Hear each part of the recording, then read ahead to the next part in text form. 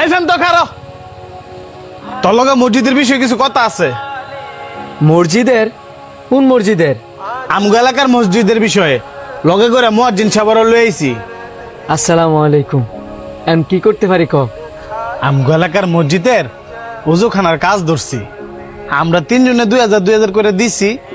কিছুটিয়া মহল্লাবাসী করতে লইছি, আর কিছুটিয়া শর্ট আছে, যে কারণে মুয়াজ্জিন সাহেব লইয়া তোর কাছে আইছি।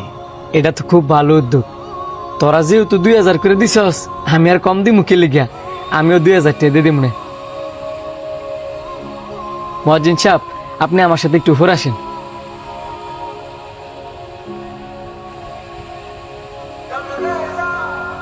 কি ব্যাপার? এত বড় রিজোর্টের মালিক হইয়া আঙ্গুর মতো মাত্র 2000 টাকা দিব? এই আশা লইয়ার কাছে আইছি। আমি নিজেই তো অবাক, যে আল্লাহ শান্তর এত ধন সম্পদ দিল, সেই আল্লাহর করে দান করতে হেরা তো গিফট আমি। আল্লাহ হেরা ধন সম্পদ দিছে ঠিক হই, কিন্তু মন দিছে না। এত টিয়া পয়সা তারপরেও মাত্র 2000 টাকা দিত, এটা তার কাছে আশা করিলে। মানুষ এমনই, জন এত টিয়া পয়সা না থাকে তখন কয় আমার কাছে টিয়া হইলে আমি মসজিদ 2 হাত খুলে দান করব। আর জন এত টিয়া হয়ে জায়গা তখন হাত কাঁপে মসজিদ দান করতে। কারো বিষয়ে জান না হোক কিংবা না জান না হোক, মন্তব্য করা কিন্তু আল্লাহ পাক পছন্দ করেন না। আমাদের আল্লাহ পাক বলছে, তোমরা এমন ভাবে দান করবা, ডান হাতে দান করার সময় বাম হাত যেন জানতে না পারে। আর আমাদের বর্তমান সমাজের মানুষ এমন হয়ে গেছে, যার টাকা পয়সা বেশি, সে যদি না জানে আর দান করে, দিন শেষে তার মান ইজ্জতই থাকে না। তার নিয়ে সবাই সমালোচনা করে। মানে আপনি এক কাজ করবেন, কালকে সময় করে আমার এখানে আইসা 50,000 টাকা নিয়ে যাবেন।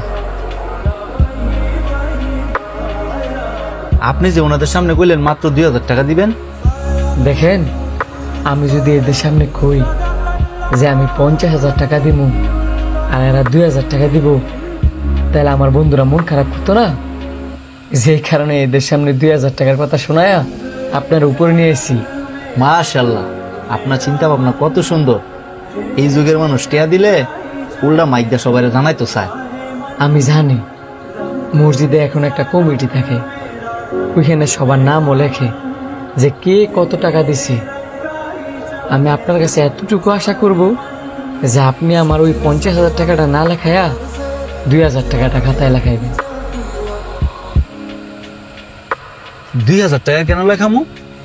কারণ আমি চাই আমার গোপনের দান করাটা আপনি ছাড়া, আমার আল্লাহ ছাড়া আর কেউ না জানে। ইনশাল্লাহ। দেখেন, কে কত দান করলো সেটা নিয়ে আমাদের গীবত গাওয়া উচিত না। যে যত বেশি দান গোপনে করব, সে আল্লাহর কাছে তত বেশি প্রিয় থাকব।